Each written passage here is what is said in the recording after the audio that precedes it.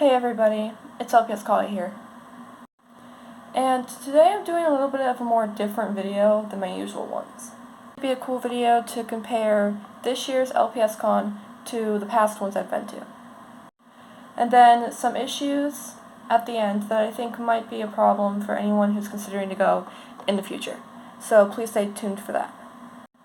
I have always loved LPSCon. It has just been a great experience to sell, buy, trade LPS, and get to just be with people in the community. First times I've went, it was just pure joy. I had so much fun and collected so many awesome pets and met some really great people. Overall, it was just an awesome experience. However, this year there seemed to be something different about it. I had fun this year, do not get me wrong. I had a lot of fun, but still, there are some things I think I should address to my viewers in case you are planning on buying any tickets. I didn't mind waiting in line, so that wasn't a problem. What I think was the biggest problem was just the fact that the building was way too small for over 1,000 people there.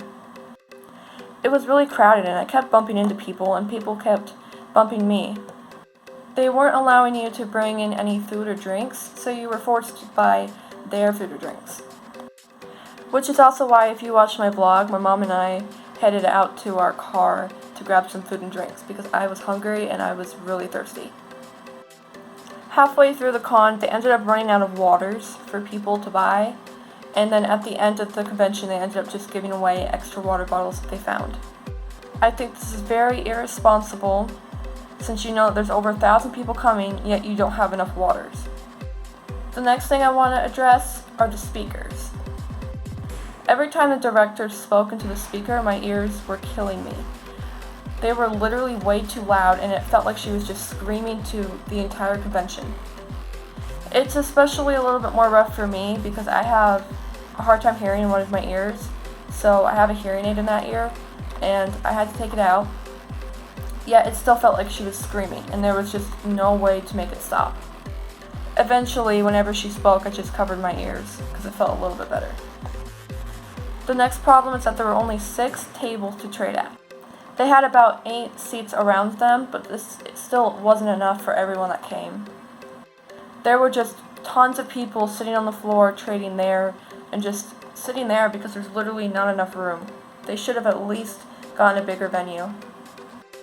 So this year I got a general pass, but those who did get the creator pass, usually they give out these little gifts of free LPS and accessories with some candy in there.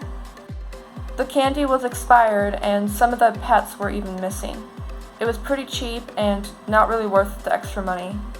The next issue I think I should address is the raffling. The raffles overall were pretty okay, but they're charging $10 a ticket and that seems like a lot of money.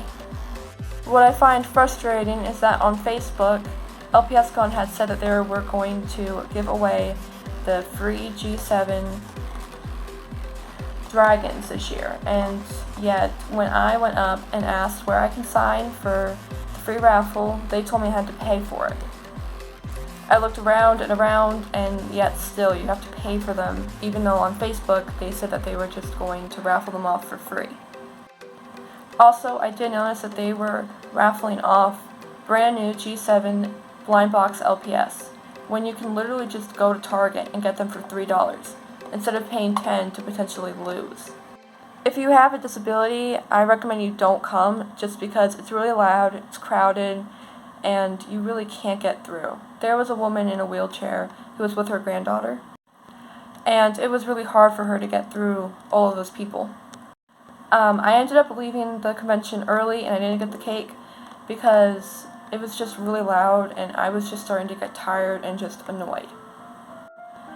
If you have Reddit, I recommend going to the Littlest Pet Shop subreddit and reading what people are thinking and how they feel about this year's LPSCon. This user on Reddit said this. This is my proof, by the way. I was helping my friend run her booth, so I didn't experience a lot of issues others did since I always had a place to sit and my husband ran to get things like drinks for me. However, LPSCon was selling my LPS. Long story short, I lost a bag of LPS last year and immediately texted LPSCon. They confirmed they found a bag, and I told them what was in it, and they stopped responding to me. There was always a chance it wasn't my bag, but my other friend lost her water bottle, and LPSCon found it and never responded to her either. I posted everywhere, and I didn't hear of anyone else missing pets, and my posts were shared a lot, so I feel like I would have seen any other missing pet post.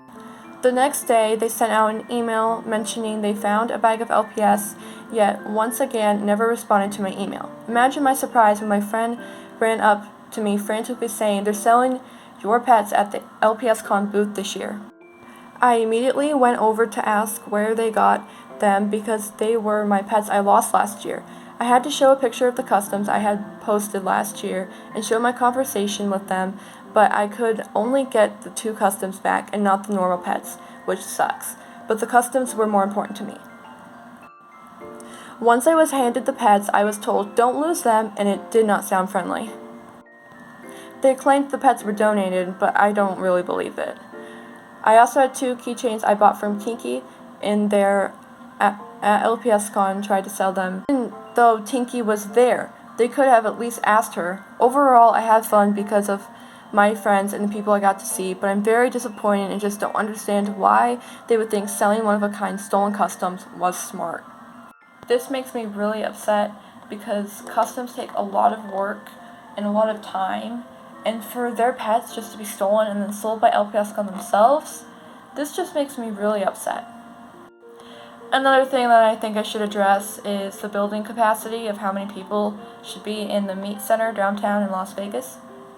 On Meat's website, it says the capacity is 614, yet they had over 1,000 people in that venue. I mean, that's just for the first floor, but still, that is insane. Another thing was that on their website, LPSCon said that they were going to have armed security this year, and none of them are armed. Last year, however, there were several armed security guards.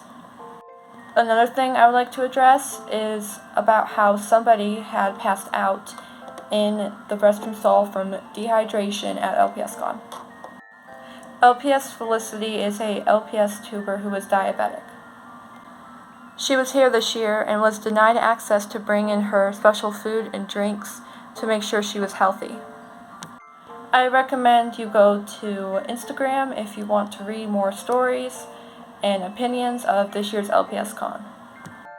On the LPS schedule, they list everything that you do first to last, and this year they said they were going to do the cake cutting at 5 o'clock, and then the raffles. But instead, they did the raffles first, and then the cake cutting.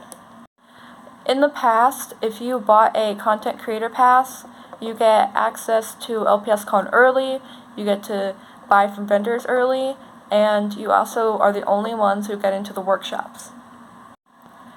This year, none of that applied except for getting in early, yet they still made you wait out in line for 45 minutes. Overall, I'm very disappointed, and even though I have fun getting pets and meeting people, it still wasn't really worth that time and the money.